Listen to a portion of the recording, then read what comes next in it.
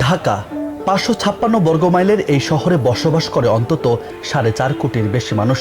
প্রতি বছর জীবিকার তাগিদে কনক্রিটের এই শহরে নতুন ঠিকানা গড়ে প্রায় ৬ লাখ মানুষ, যাদের প্রত্যেকের লক্ষ্য জীবন ও জীবিকা। তবে জীবন ও জীবিকার ভরসায় এই শহর কতটা নিরাপদ? ঢাকায় বসবাসকারীরা বলছেন শব্দ দূষণের পাশাপাশি বায়ু দূষণ ভোগাচ্ছে তাদের। ১ মিনিট নিরাপদভাবে শ্বাস নেওয়ারও পরিস্থিতি নেই এই শহরে। শ্বাস নিতে তো কষ্ট হচ্ছে, মানে এত ধুলাবালির মধ্যে দিয়ে তো যাওয়া যায় না, বুঝছেন না? এখান দিয়ে যাওয়া কষ্ট। এই ধুলা নিষ্কাশন করার জন্য সরকারের ভালো কোনো উদ্যোগ নেওয়া উচিত আর কি। এই প্রতিদিন আমরা যেহেতু ভার্সিটিতে আসি, যাওয়া আসি করা লাগে, আমাদের মানে সর্দি কাশি লেগেই থাকে অনবরত আর কি।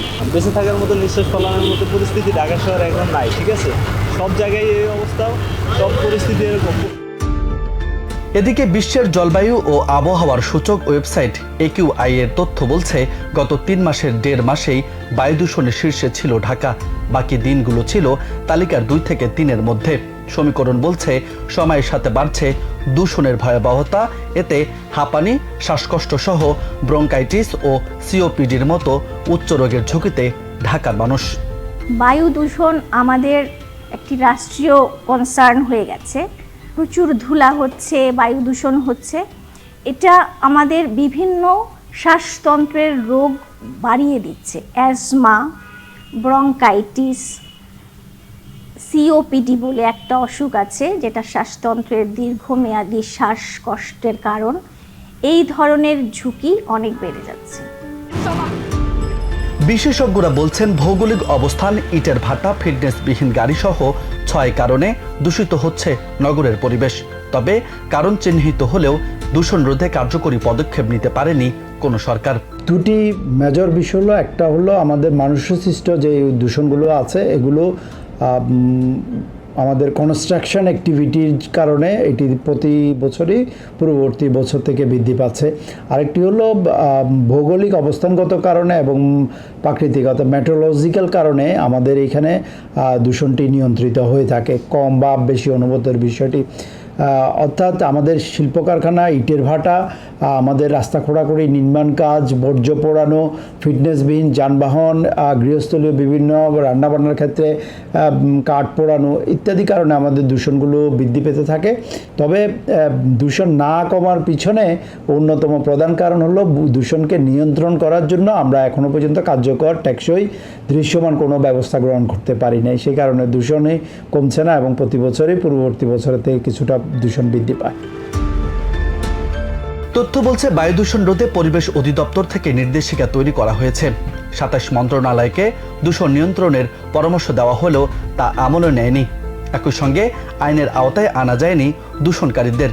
ফলে এখনই পদক্ষেপ নিলে কমানো যাবে দূষণ। উৎসগুলো চিহ্নিত করা হয়েছে। এখন এই উৎসগুলোকে বন্ধ করার জন্য পরিবেশ অধিদপ্তর থেকে বায়ু দূষণ নিয়ন্ত্রণ নির্দেশিকাও তৈরি করা হয়েছে, যেখানে প্রায় ২৭টি মন্ত্রণালয়ে বিভিন্ন কর্মকাণ্ডের কারণে যে বায়ু দূষণ তৈরি হয় তাদেরকেই ইন্টারভেনশনের পরামর্শ দেওয়া হয়েছে। কিন্তু এই কাজটি কার্যকর পরিস্থিতিতে আমরা নিয়ে যেতে পারি নাই এবং পরিবেশ অধিদপ্তরও দূষণকারী সংস্থাকে এনফোর্সমেন্টের আওতায় আনতে পারে নাই। ফলে এই যা কিছু আমরা এখন ব্যর্থ হয়েছি, সেটিকে যদি আমরা সফলতার দিকে নিতে পারি, ইন্টারভেনশন করতে পারি, দূষণের উৎসগুলো একটি একটি করে বন্ধ করতে পারি, তাহলে বায়ু দূষণ আস্তে আস্তে কমে আসবে। এদিকে পরিবেশ, বন ও জলবায়ু পরিবর্তন মন্ত্রণালয়ের উপদেষ্টা রেজওয়ানা হাসান বলেছেন, বিগত ১০ বছরে বায়ু দূষণ কমিয়ে আনতে রাষ্ট্রীয়ভাবে কোনো উদ্যোগ নেওয়া হয়নি। তবে এবারই প্রথম বায়ু দূষণ রোধে কার্যকরী পদক্ষেপ গ্রহণ করা হয়েছে।